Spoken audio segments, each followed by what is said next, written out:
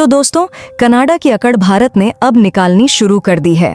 Canada ने भारत के साथ डिप्लोमेटिक रिलेशंस तोड़ करके न सिर्फ अपना नुकसान किया है, बल्कि भारत, जो कि कनाडा से स्ट्राइकर खरीदने का मन बना ही रहा था, अब उस डील को कैंसिल करने वाला है।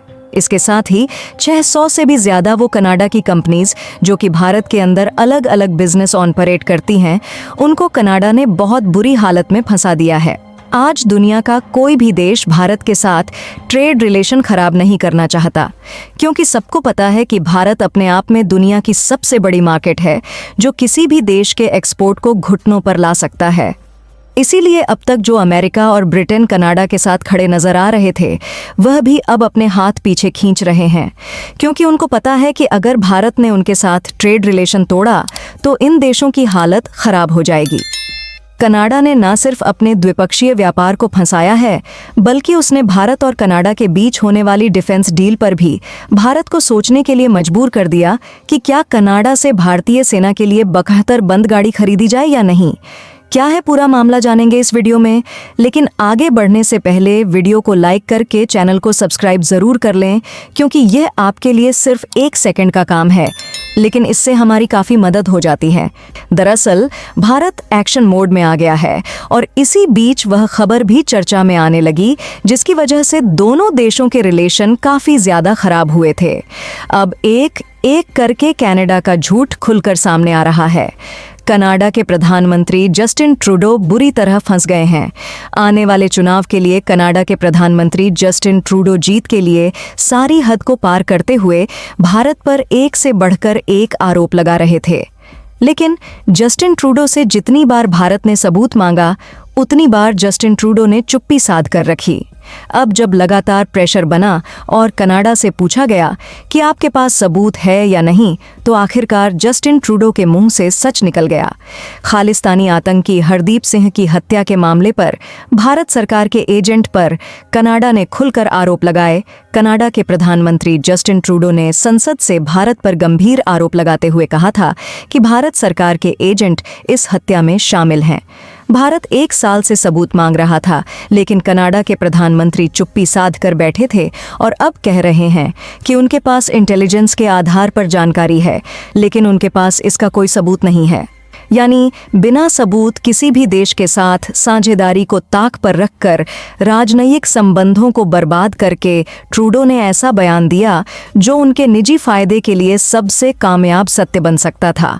लेकिन झूठ ज्यादा दिन तक नहीं टिकता है। कनाडा के प्रधानमंत्री को लगा कि वह ऐसा करेंगे तो उन्हें इसका फायदा होगा, लेकिन आज पूरी दुनिया देख रही है कि कनाडा के प्रधानमंत्री कितनी छोटी हरकत कर रहे हैं। व्लादिमीर पुतिन भी कनाडा के प्रधानमंत्री जस्टिन ट्रूडो के बचकाने बयानों को लेकर अक्सर उनसे नाराज नजर आए हैं और अब ऐसा ही रुख भारत भी अपना रहा है। भारत ने साफ कर दिया है कि ट्रूडो के पास भारत के खिलाफ कोई सबूत नहीं है। वह इस बात को निराधार ही हमेशा से कहता आया है।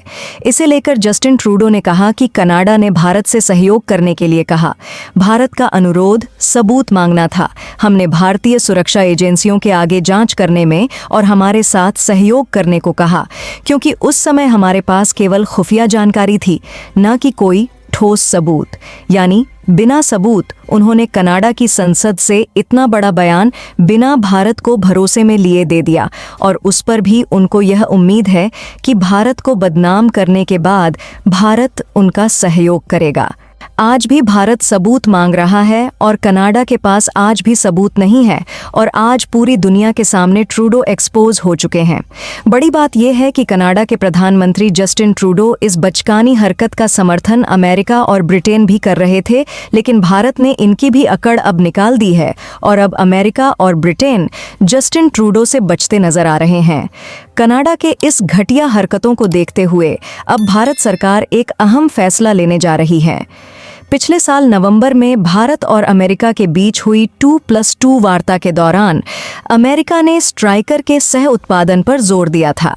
अमेरिका ने भारत को इसके एयर डिफेंस सिस्टम वेरिएंट की पेशकश की थी, लेकिन भारत कनाडा विवाद के चलते स्ट्राइकर बख्तरबंद वाहनों की खरीदी डील अदर में दिखाई पड़ रही है। असल में भारत और अमेरिका मिलकर मिलिट्री सामान बनाने की बात कर रहे थे, जिसमें ये स्ट्राइकर गाड़ियां भी शामिल थीं। जून में एक अमेरिकी अफसर ने कहा था कि इस बारे में बातचीत शुरुआती दौर में है, लेकिन अमेरिका जल्द ही इंडियन आर्मी को स्ट्राइकर गाड़ियों की ताकत दिखाएगा। लेकिन कनाडा से रिश्ते बिगड़ने के बाद अब इस डील पर संशय के बादल छा गए हैं।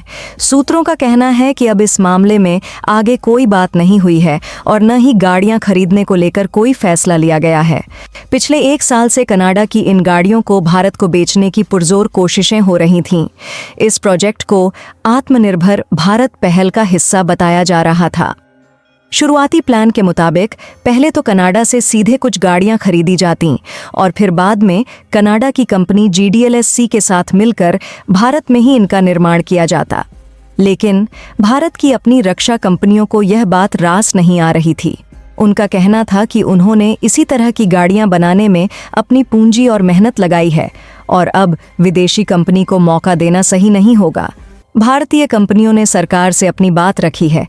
उन्होंने कहा है कि हमारे पास ऐसी गाड़ियां बनाने की पूरी तकनीक और क्षमता है, तो फिर स्ट्राइकर गाड़ियों के लिए कनाडा के साथ समझौता करने का क्या मतलब।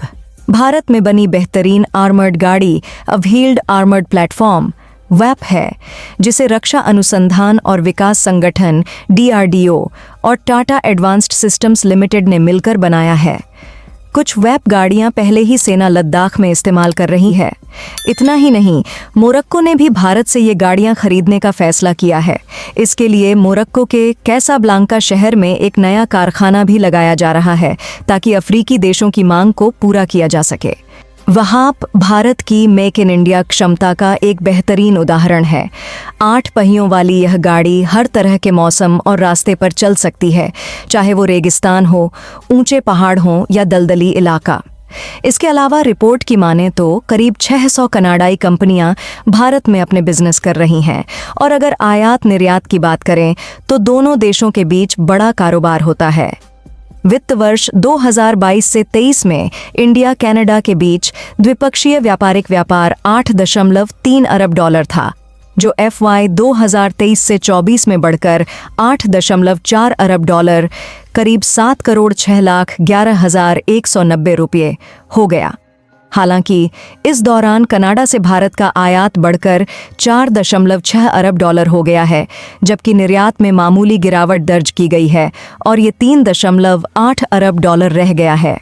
एशिया पैसिफिक.ca की रिपोर्ट के मुताबिक साल 2013 से 2023 तक भारत में कनाडाई पेंशन फंड द्वारा किए गए इन्वेस्टमेंट में बड़ा हिस्सा रियल एस्टेट 3.8 अरब कैनेडियन डॉलर से अधिक, फाइनेंशियल सर्विसेज 3 अरब कैनेडियन डॉलर से ज़्यादा और इंडस्ट्रियल ट्रांसपोर्टेशन करीब 2.6 अरब कैनेडियन डॉलर में था।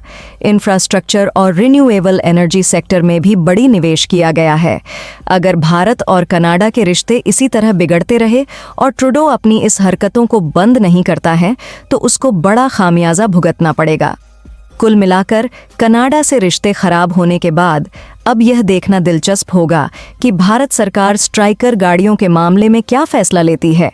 क्या वह अपनी रक्षा कंपनियों का साथ देगी या फिर विदेशी कंपनी के साथ समझौता करेगी? दोस्तों, आपका क्या कहना है? भारत को कनाडा से ये डील करनी चाहिए या नहीं? नीचे कमेंट करके ज़रूर बताएं। इस तरह के और भी वीडियो देखने के लिए चैनल को सब्सक्राइब करके बेल आइकन को ऑल पर सेलेक्ट कर लें। जय श्री राम।